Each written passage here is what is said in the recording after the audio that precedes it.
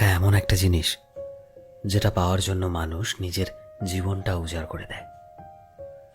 মানুষ বলে যে টাকা সবকিছু হয় না, কিন্তু সত্যি তো এটাই যে টাকা ছাড়া মানুষের কোনো অস্তিত্ব নেই।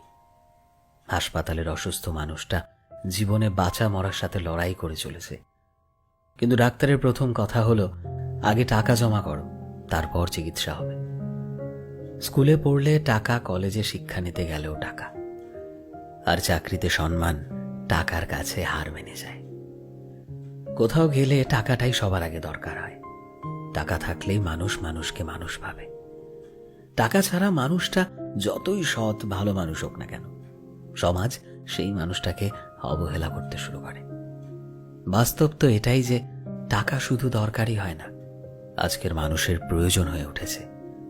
যার কাছে টাকা আছে সেই ঠিক, সে সব থেকে বড়, সে সবচেয়ে বড় সম্মানের যোগ্য। আর যার কাছে টাকা নেই, তার সত্যিগুলোকেও সহজে মিথ্যে বানিয়ে দেওয়া যায়।